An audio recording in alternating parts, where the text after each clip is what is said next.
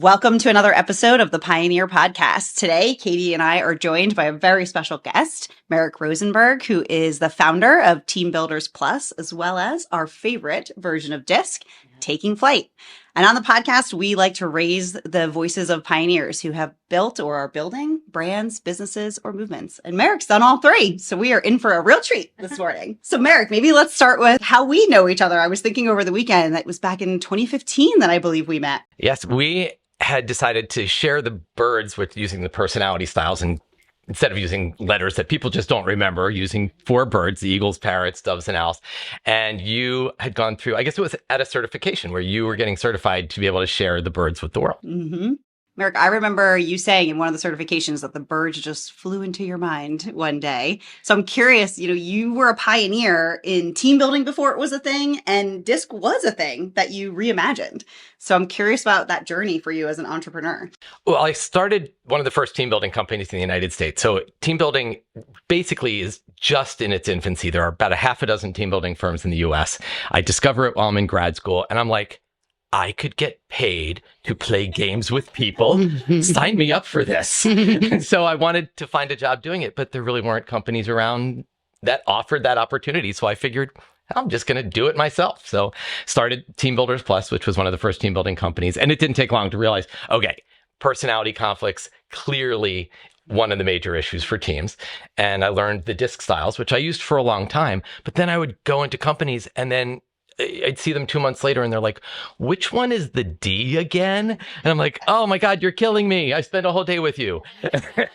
And so I used the styles for a long time. And then one day the birds flew into my world. I was literally writing a book, and I kept feeling like I'm trying to explain the styles, and I'm saying the dominant assertive D and the enthusiastic I. And I'm like, there has to be a better way. And I thought, what if we use birds? And then literally in that moment, I was like, well, what would the D be? And I'm like, well, that's the confident, direct eagle. And the I is the enthusiastic and social parrot. And the S is the soft-spoken and harmonious dove. And the C is the logical, analytical owl. And done. From that moment, just like that, I put the book down that I was writing, which I was like a third of the way through. And I was like, agonizing over writing this book, and I just put it aside, and literally the next day started writing Taking Flight, which was a fable about the birds. It just, not only did the birds come to me, but the fable came to me within like 30 seconds. It was just this download. If I could have plugged in a USB port into my brain and downloaded, I would have been like, done, here it is. But then I agonized writing it for 6 months. Wow, that's amazing. It's almost like writing a song, the way you're describing that. It just came to you and you just had this knowledge arrive. Yeah, I don't feel like I had the thought. I felt like the thought was just there. It just like it came to me. It was given to me, and I'm just capturing it. I feel like that when I'm writing too. I often don't feel like I'm writing it. I feel like I'm capturing it. And sometimes I'll be sitting and typing, and my wife will be sitting next to me. I'll laugh out loud, and she's like, "What's so funny?" I'm like, "Oh, you should hear what the parrot just said." As if like I didn't create it. Like I'm watching it as a movie, and I'm just capturing it. Wow, that's so interesting. Well, I'm thinking of other entrepreneurs or like aspiring that have an idea and they're like, meh, I have to go do the laundry, or like, meh, I'm comfortable in my job. Like, but you had the idea, brought it to life, and then pursued it. Like, tell me about that process. Well, what was interesting was at the time I have Team Builders Plus, which is really thriving. I mean, we're doing great, but you look at the industry. When we started the company, you could count the number of team building firms on one hand. And all of a sudden we start to notice, well, this is taking off, which is great. Our sales are increasing. It's much easier to sell team building because we don't have to teach people what it is. They know what it is now. But it's not a great recipe for success when your competition is going up and subsequently your pricing is going down. Things that we would have sold for $8,000, we're now selling for $3,000. And so I just felt like we need to do something different. And so when the birds came to me, it just felt like this is it. This is what we do. We keep Team Builders Plus. We still offer team building, but we create an entirely new company with a different business model. We share the birds with the world. We certify people. We teach them what we've learned, how we've been teaching styles for all these years, and just create a totally different organization. And had we not done that during the pandemic, that would have been it. I mean, team building just was dead for 2 years. We would have been done, but we thrived. That's amazing. I got certified to be a disc facilitator when I joined Omni in January of 2022. And my favorite thing about walking away from it is always the questions or comments that just automatically naturally flow out of people's minds and mouths. So they're like, I'm totally a parrot. I knew I was a parrot. Or like I had a table full of doves who really embraced their job of monitoring the room to make sure everybody. And so now there's actually an executive assistant from that group that will chime in and be like, I'm sorry, Katie hasn't spoken yet, so we're going to give her the floor. And I'm like, I love that you're embracing your dove. So it's just one of my favorite things. I've been through Myers-Briggs and Strength Finders and all the personality tests, and taking flight is the only one that ever has stuck with me or that I watch other people stick with. And the main reason is because you know about the birds. And so like being able to visualize or understand an eagle or a parrot and really embracing them and being able to communicate with other people just because it's so simple. It's intuitive. We'll go back 2 years later, and I've had companies say to me, the birds are as alive today as the day you taught them. And this is 2 years ago. And it's just because it's so simple and it's easy. You don't have to memorize it. You don't have to memorize, wait, which is the D? Okay, I got it. There's no translation step. You just think eagle, got it. Direct, confident, assertive. You don't have to think about it. And they've become these symbols of culture. You put them on your desk and they're right there. And you walk into someone's office and you see an eagle, you know, all right, be brief, be brilliant, be gone. Tell them what you got to tell them and you're out. Whereas you walk in and you see the dove and you're like, hi, how are you? How's your day? Did you have a nice weekend? You know, you've got to create connection. So it's just a simple, easy tool that allows you to connect with people fast. And when you went to market with it, so what was your most successful way to get people to engage with you around the birds? Well, for us, what was interesting is we had always been a team building company. So we were the company that was running training programs, but we were a distributor of somebody else's disc profile for many years. And out of 2,000 distributors, we were always in the top 10 or 20. They always had presidents clubs and we were the ones flying off and going to Puerto Vallarta. And what was interesting when we went there was that everyone else there was selling assessments. We were the only people that were there that used that many assessments in our training programs. So we were clearly running more disc training programs than pretty much anyone in the United States. So what happened was we had learned as a distributor ourselves of someone else's assessment, what do people want as a distributor? And there were things we didn't like. And we're like, let's fix those things. Let's do all the things that we wished we had gotten as distributors. So I think having had that experience on the other side of the fence made it so much easier for us to work with people and help them to learn how to use the styles as well. So I think the best thing we did was saying, you know what, we could just keep these birds for ourselves, but if our vision is truly to impact the world and share the styles with the world and make a difference, then you have to be willing to give your content away. The content that we had delivered as a team building company for years, like we had learned how to do it and make it fun and funny and interactive. And now we're going to give it away. And that's scary.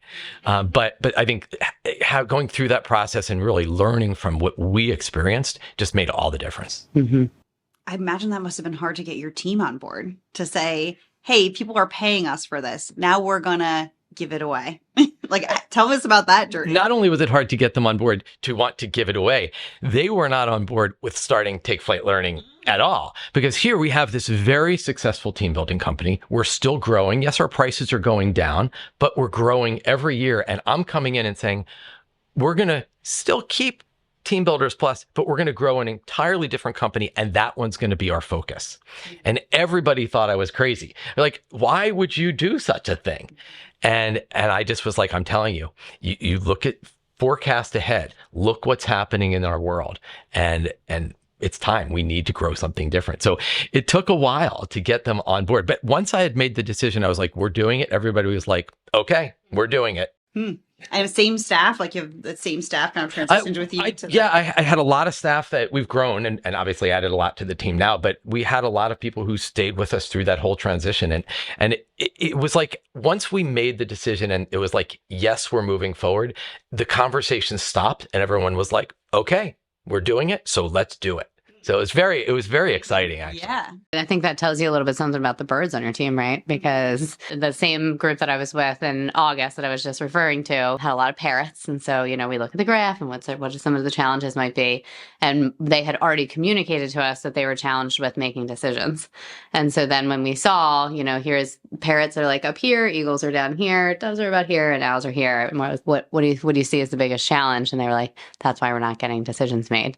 And so it encouraged them and the eagles in the room to step forward and say, okay, this is the decision that we're going to make, and let's move forward. And then the parrots could rally around it. So it is interesting to me to hear like stories of teams where it's like, not sure, decision made, we're going. Well, what was interesting too is I started bringing people with me to sessions in which I had swapped out the letters for the birds.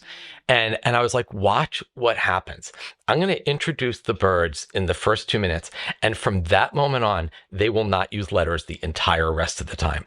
And in fact, we had worked, one of the companies we do a lot of work with is NBC Universal.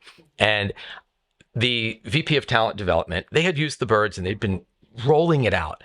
And this was early on in our process. And she took me and she goes, I want to show you something. And so she takes me and we're walking around 30 Rock and she's like, look at everybody's desk. And everybody had cut out pictures of an eagle, a parrot, a dove, or an owl. And she's like, they're posting them. They were the ones who gave us the idea to get the desktop birds, which now sit on everybody's desk because people were doing it themselves. Like they figured out we should be putting this out there. I mean, I never thought people would do that because I was using letters for so many years. Nobody put a D on their desk or an I. Like that didn't happen. And all of a sudden I'm going to clients and they're hanging up the birds. We have one client who literally just redecorated their cafeteria. They took an entire wall and they created a forest scene with all the birds.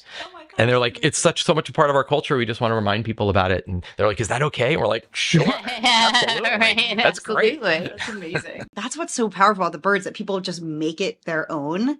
I wonder, you talked about like giving it to the world and raising just the broader consciousness. And then there's a question we actually had talked about at Katie and I on a different podcast. Like, how do you scale with consistency? Because you're training people how to do it, but how do you have confidence that they're delivering the birds the way you want them to be brought to the world? You're 100% correct. It's like you're now sharing it with the world. If you're delivering a session yourself and you have your trainers, you have to have faith that they're going to do a great job. And we get great feedback from our own trainers. So we know they're doing a good job. But now we have trainers in Australia and England and France and Poland and Colombia and Canada. I mean, they're all over the world. How do you know they're doing a good job?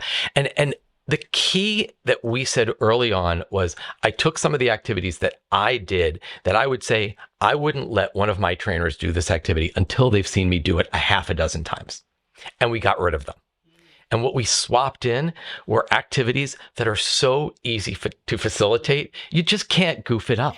So we created a version of the program that just does its thing. So we don't have to worry so much. You just say, here's the instructions for this exercise, do it. And it just works. So we made sure that we created activities that we could teach people that we know, even if you have minimal amount of training experience, you can pull it off. And that was critical because quality control is important. We didn't want people to be doing things that were very complicated, that you needed a tremendous amount of facilitation experience and needed to see this activity multiple times. We're going to have you for one certification and then you're going to go do it. And we hear people all the time say, I just went through certification yesterday. I could facilitate this tomorrow. Amazing. I got it. Foolproof. I got intrigued by the global reach that DISC has now. Do you have different challenges as you explore other regions? The beautiful thing about the birds is they really are universal. Although we may have in the United States, there's the bald eagle. Well, there actually aren't bald eagles in India, but they have golden eagles. So, but they still have the same culture. There may be different types of parrots as you travel around the world, but parrots are parrots. And so, and doves are just universal, and owls are on every continent. I mean, they're just everywhere. So the fact is that it really is very simple. The only time, truth be told, the only time we had an issue, we do a lot with Native Americans throughout the United States. And there was one tribe, one nation for which owls represented death. Like, okay, that's not good. But actually it was fascinating because we're like, is this going to be a problem? And they were like, No, because we understand how you're using them. It's okay. So even in that case, they really were fine with it. So they are so universal. Behavior is universal. Personality is universal. And the birds are as well. So it's really worked internationally. We were thinking, do we have to swap them out? And the answer was no. That's great. It's amazing as you're like, it's just the full circle of you kind of having the birds within you, bringing them to the world. And then now that you're learning about all other cultures through this work too. That's really incredible. Yeah, it's an amazing thing talking to people in Australia, or I'm running a session tomorrow for 3,000 people in Switzerland and doing it virtually. And they just want to bring the styles in, and they often start off small. They'll use the birds with one team, and then all of a sudden it goes global. Now we're using it in the US, and all of a sudden it's all throughout the world. Amazing. So we obviously love and adore the birds here at Omli. We all know our birds as a team. We're curious. Maybe Kate and I can share ours, but Merrick, we'd love to know what your styles are. I am a parrot with a secondary eagle style. Mm-hmm. So my parrot is clearly the strongest style, but my eagle plays in there. I think that's more the entrepreneur. Let's just do it. Let's just go. We're going to make it happen. And then the parrot, I think, comes out on stage like, I want people to laugh. I want people to have a good time. And I think both of those play out even in the training, because the training itself, I want the training to be fun. I want people to leave there and feel like that was enjoyable. That was fun. But I also want it to be impactful. So I think we see, because I've designed the training, I think we see both of those play out there. Absolutely. I am similar. I'm primary parrot. So I'll agree with you. Like to be on stage and have a good time. Secondary eagle. I think as you were talking about the decisiveness of we're going to do something different, that absolutely resonated with me. And then my dove comes out when I'm under stress, which is a really interesting swirl for me personally, because my eagle wants to make a decision as quick as possible. And my dove under stress wants to make sure everyone's aligned. And it sometimes can be its own kind of stress. Absolutely. Fighting each other in those moments. You hear multiple voices, like the parrot saying one thing and the dove telling you something else. And I am a primary dove, secondary owl. And I actually used to be a secondary eagle, tertiary owl. I know Sarah doesn't like the statement, but I dropped my eagle after. Merrick's not going to like it either. It's just Well, not your style has evolved over time. Like, that's where I learned that not to like that from this man right here. I went through a divorce. I lost a very close cousin of mine. We had COVID. I switched jobs. And then as I retook the assessment, I probably 5 years after the first time, my eagle had dropped below the 50 mark. But I always would say with the harmony, if my harmony is disrupted, I go into owl mode to get the details as to why we're out of sync, out of balance.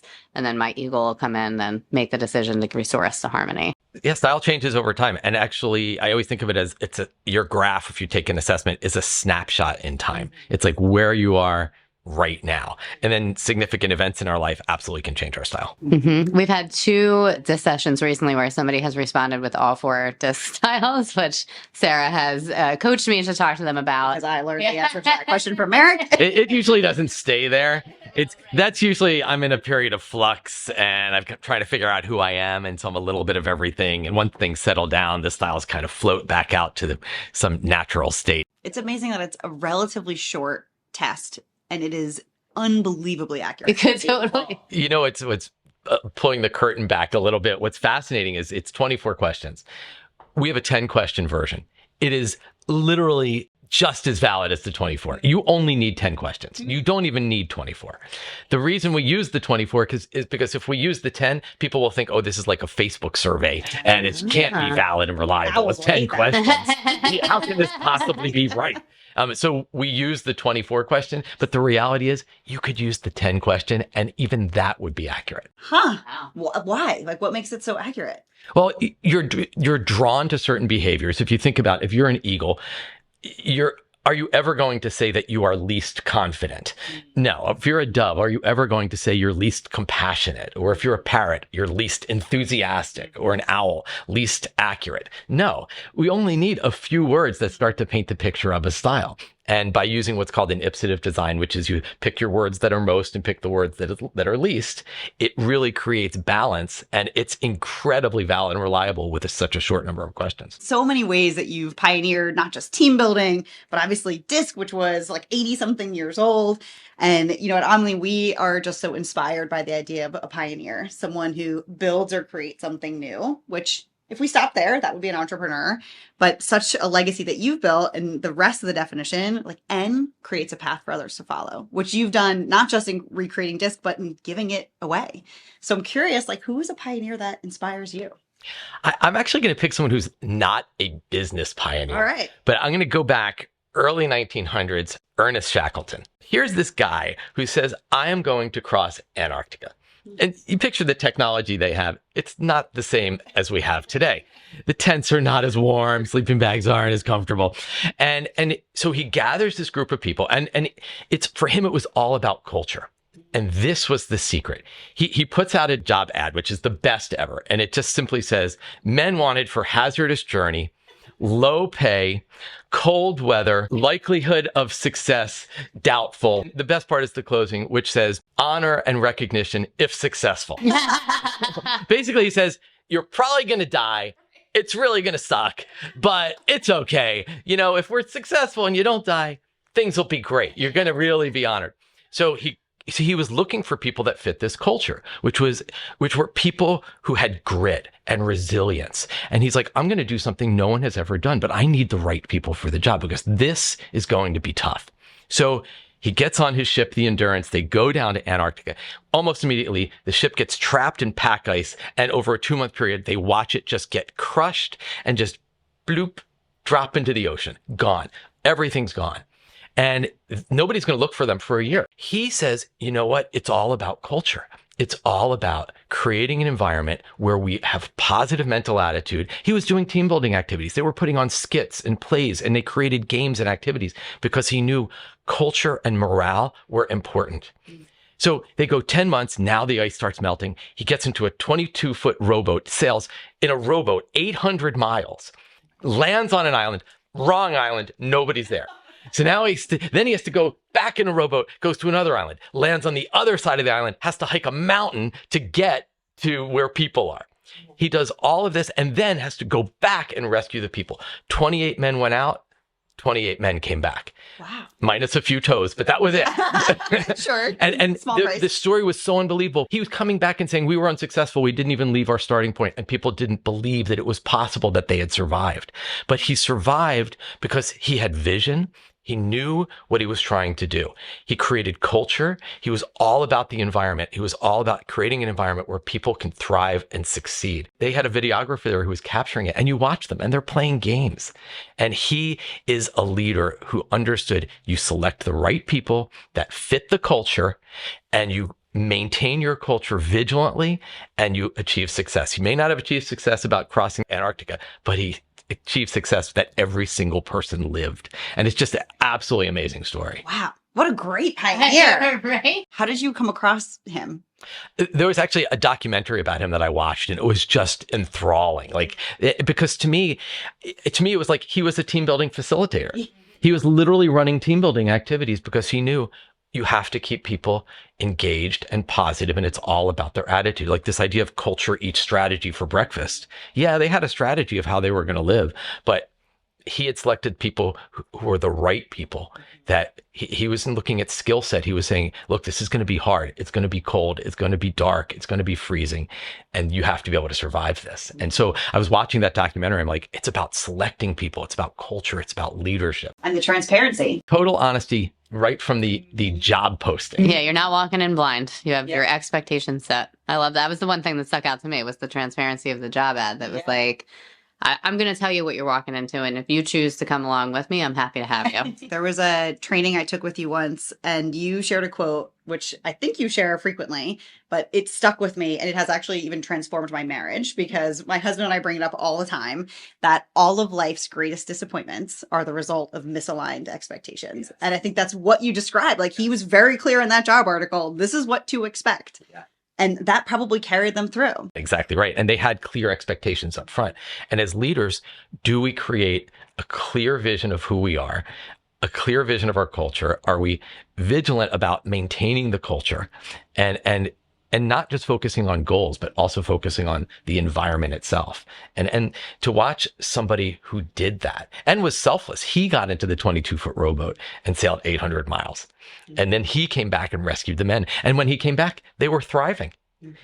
What's fascinating about that is the culture survived the leader.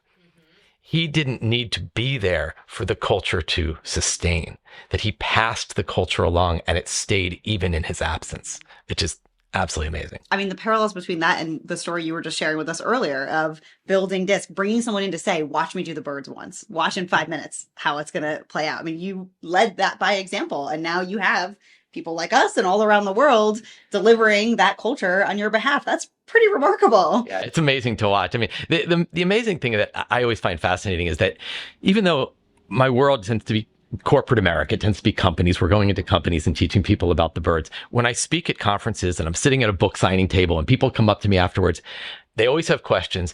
And 90% of the questions are about their spouse or their child. I just talked about how to use the styles at work. And now they're like, wait, this is not just about work. This is about me and my most important relationships. And they're creating links, just like you share, this impacted my relationship. Those are the stories which are amazing, that it's doing something that transcends the work environment. I had a woman just last week tell me that it saved her marriage because she was able to take it, like you were saying, and go home and figure out where the breakdown and communication was, and then completely adjust her style to be able to communicate better with her husband. I was like, that's I love amazing. that example. I will say, I think my favorite story, though, is when it was someone I had worked with months before, and she goes, I went through your session, and usually it's, you saved my marriage. But she came up to me and she goes, I'm realizing now exactly why I need to get a divorce. Like, wait, this is the opposite. She goes, because now I can see exactly from a style perspective that this is not going to work, and it's okay. And that he's okay, I'm okay, we're just not compatible. And it was fascinating that because I always hear the other story, you saved the day. I'm like, wait. And but what she was saying was, you've created this path of happiness for me that I will not be on this path that's going to create sustained unhappiness. And that realization was really powerful. So you also saved her too. Right. Yeah.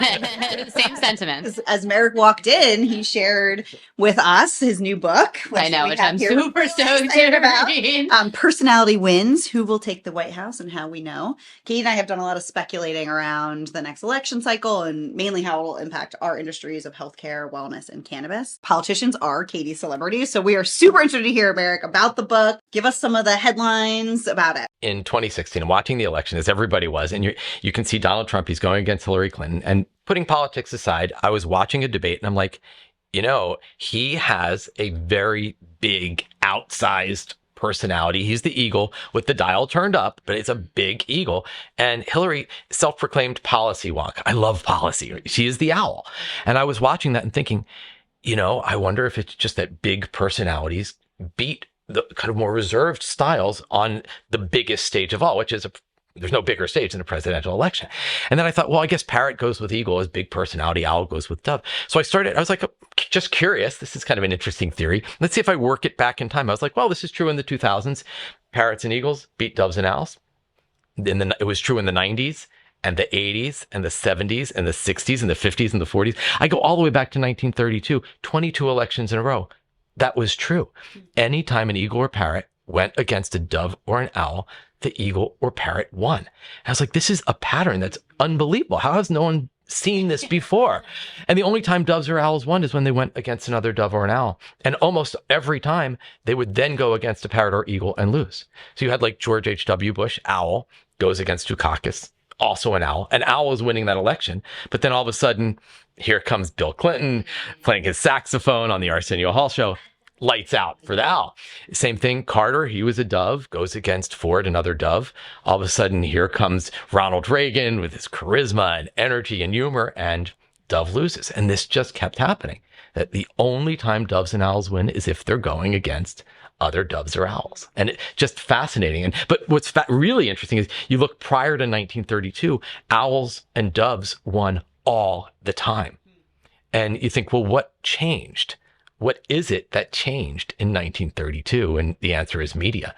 Where did we learn about the candidates? I mean, the first 5 presidents were all owls. The 6 presidents leading up to the Civil War were all doves, including Lincoln. And the first 104 years of the presidency, we think, president must be eagle. There was only one eagle. in the first 104 years of the United States, and that was Andrew Jackson. And there was only one parrot in the first 104 years, and that was Martin Van Buren. So actually, doves and owls just ruled the presidency prior to 1932. So as we look today, big personalities win. In a sense, it really is one big personality contest, which is an amazing pattern that really hasn't been identified. So interesting. Well, also in the influence that media has over the perception of the person that they're talking about. Amelia Earhart was becoming, very popular at the same time as Phoebe Omley was pioneering in aviation, but Amelia Earhart's husband was in PR. And so she got a lot more attention and drove a lot more media attention to her, more so than Phoebe. So I'm now enthralled by the fact that that was the shift, that the media comes into play and now the candidates are in a different light than they would be, and it's more personality based than maybe skill or experience based. That's exactly right. And that's a great example. You can look back in that same time period of Thomas Edison was the wizard of Menlo Park. He was a showman, and he was a parrot, and you go against Nikolai Tesla, who was more of an owl. And he's like, I'm just going to give away everything I have because I want to share it with the world. And he died penniless, and Edison would have been a multi-billionaire in today's world. And it was all about PR. And the same thing holds true with the presidency. It's that big personality shines. It's hard to capture your policies in a tweet, but you can have a 30-second video that shows you being charismatic. Are we just, as humans, more drawn to that parrot eagle? Like we want to be around that style, even if it's not our natural state? I think we have a personality bias that we think that big energy equates to better leadership. But it doesn't. I mean, we would lose 3 out of the 4 people on Mount Rushmore if we were just going for, parrot eagle leaders. And it just doesn't equate. And that's the important thing is that you think about leadership and style just in no way determines how successful you will be. But it does determine how you would go about being successful. And to me, that's the fascinating observation is that it informs how I'm going to lead, but anybody could be a great leader. But we have a personality bias and we think you need to have this big energy to be a great leader. And therefore, we're going to elect presidents who are the eagle or the parrot. And one of the best leaders I ever worked for, when I first became a people leader and was hiring people for my team, she gave me feedback after I hired someone who was unsuccessful. And she said, well, that's because you mistake confidence with competence. And I was like, I do? And I really reflected on it. And she was right. A lot of times we hire in our own image. And I always tell people, staff your weakness. You don't need another version of you. I have people around me that are completely different, just as your styles are completely different. And I'm like, thank God you're here. Our leadership team is all 4 different styles. And so it is very interesting when we have a problem to solve or we're teaming in some way, the different perspectives and the different things that we think about and the different ways that we hear different information, I think is really makes us all the better. And if you're open to that and accepting of different perspectives. The problem with a lot of teams, senior leadership teams are often the most dysfunctional team in the organization because you go into finance, you got a lot of owls and then you have an owl leader. Owl leader gets their people. You go into marketing, you got a lot of parrots, you got a parrot leader gets their people. But then you have a senior leadership team, which has the head of marketing, the head of finance, all these different people from all different departments. It's the most diverse team in the company. And if they understand the styles, it could be such a powerful team. That team is ripe for conflict and needing Team Builders Plus because they are naturally representative of the behavior style of their division and their content. Yeah, but if they know the styles, that could be the most powerful team that just sees things from all perspectives, knows how to talk to everyone in the company, has this great vision and ideas and goal focus, and they think things through and they care about culture and people. They have it all if they understand the styles, or they're battling it out and not listening to each other. Yeah. I think to Katie's point, we bring all the styles, we appreciate them, we've all been certified, and we all don't want each other's jobs. I think maybe that's partially tied to that area of expertise fits with our style. What we say all the time, part of why it's so magical is we're not competing with each other for those roles. We really just want to hear what's most valuable for your role and your function. Yeah, I am constantly amazed by my people. How do they do this? I watch them and I'm like, I think to myself, I could not do that job. That just is not me. But if you hire good people, their style fits with what they're doing and just let them do their thing, then great things happen. And that's the power of the birds, right? That you can diagnose or see someone's style just in how they're interacting with the world around them. Sometimes in just a blink of a moment. Once you understand the styles, the patterns emerge and you can see them very quickly. So what's next for the birds? Where are they flying off to next? Next for me is really bringing the birds to children. During the pandemic, I had extra time because I wasn't flying all over the place like I often am. And I thought, I really have always wanted to bring the birds to kids. And so I wrote a children's book called Which Bird Are You? And then I created a 10-lesson curriculum for kids that's designed for teachers to share the birds in the classroom. So it's 10 lessons for teachers. It comes with a reader's guide. And then I wrote another book as a read aloud book called Flight School. So to me, it's bringing the birds to children. If there's one statement I hear more than any other statement, it starts with, I wish I learned this before. And I wish I learned this before I had kids. I wish I learned this before I got married. I wish I learned this before I became a CEO. But the underlying sentiment is, I wish I knew this when I was younger. I taught this to my kids and my staff. They all shared this with their kids. And the stories we all have about children using the styles, learning about themselves and becoming more self-aware when they're children is so powerful. And so for me, that's next. It's bringing the styles to kids in a meaningful and intentional way. Amazing. There's so much more knowledge that we're able to bring to kids these days. Like I even think of just kids having access to therapy, like because they have more tools in their toolbox now to deal with the world and being able to recognize like, oh yeah, I behave that way under stress because that's just like how I'm wired versus there's something different or wrong about me. There's this one moment where I had taught my son the styles, and he was in fifth grade, and he was in an art class, and he was doing this art project where they'd gotten this black piece of paper and they had glue, and you put glitter on the paper and you shake it off and there is art. And so my son's working on his project and there's this girl on one side, this boy on the other, and the girl goes, shakes her paper off, done. And the boy looks over and he's like, well, you're done, but look at it. I mean, look what you did. All right. I mean, it's a mess. And she's like, but I'm done. and so they're debating. And then my son, at one point, he just couldn't take it anymore. And he goes, look, it's just that you're an eagle and you're an owl. And that's all that's happening here. So the teacher hears this and the teacher's like, wait, what are you saying? Are you calling them names? And when you're in fifth grade, you think if I know something, obviously the adults around me know it. And so she's like, well, what are these birds? So he starts teaching her and she's like, well, are there others? And he taught her all four. They spent the rest of their class looking at the artwork through the lens of the birds. I see the teacher weeks later and she goes, do you know these birds? And I was like, I've heard of them. I know a guy. Most kids could not even for a moment articulate what their parents do for a living, and yours are certified disc facilitators for their classmates. Right? Yeah. She's teaching parents. And so I had said to him when he came home and he shared the story with me, and I said to him, I said, so buddy, why did you say that? Like, what were you thinking when you just said you're an eagle, you're an owl, that's all there is to it? What were you thinking? And he said something so profound, and he said, it just didn't make sense to me why they were arguing. That's who she is. And that's who he is. Why are they arguing? And there's this quote by Krishnamurti, which I love. And it's the highest form of human intelligence is the ability to observe without judging. And in a sense, in our language, in adult language, he was saying, why can't we just accept people for who they are? Why are we judging people? And imagine if we brought that to children where they gained a higher level of acceptance and got rid of judgment. I mean, that's when bullying starts going away. Right. That's when diversity, equity, and inclusion is at its best. We're going to accept people because they're different. This judgment thing just has to go. And that's what we should be teaching kids. Yeah, because what a better way to look at the world. If like, you're different, cool.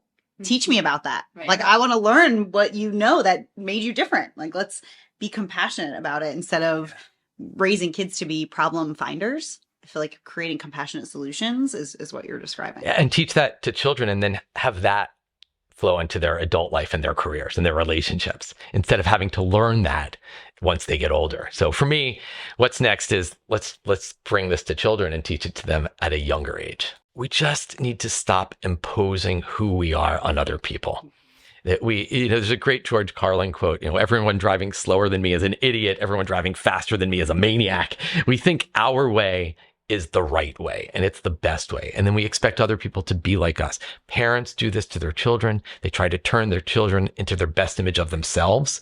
Managers do this to their direct reports. They say, look, I know what it took to have the corner office, and this is how I acted, and this is how you need to act. And that just needs to go away. We, instead of imposing our style, let's honor the styles of the people around us and treat them the way they need to be treated, instead of trying to turn them into us, which is what happens all the time. One of the best pieces of advice I got as I was, emerging as a leader was, just because it's not the way that you do it doesn't make it wrong.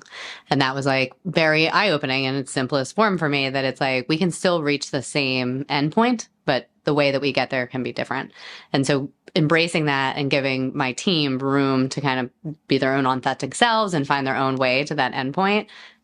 And miraculously, they all did it. So how wonderful is that? So the birds are a lesson in knowing yourself, but also in how to operate. I think you've said this in one of the trainings I was in, like, deal with anybody who has a personality, because we are just in a happier place when we're not fixated on changing or moving someone else, and instead appreciating that difference. It's the subtitle of my book, The Chameleon: Life-Changing Wisdom for Anyone Who Has a Personality or knows someone who does. That's where I got it. I was like, I got it from some of your materials. Yes, I figure that should pretty much cover everyone. If it doesn't cover you, you got a different problem. Right. It's been so awesome chatting with you, Merrick. I think for sure someone who is pioneering, building a brand, a business, a movement that, Katie and I have had it impact our personal lives as well as our business lives. And that is a legacy that is just an incredible component. I hope that you feel that and carry, and we're so proud of what you've created that's had this big of a global impact. Yeah, I mean, it's why we do it. It's that I won't look back and say,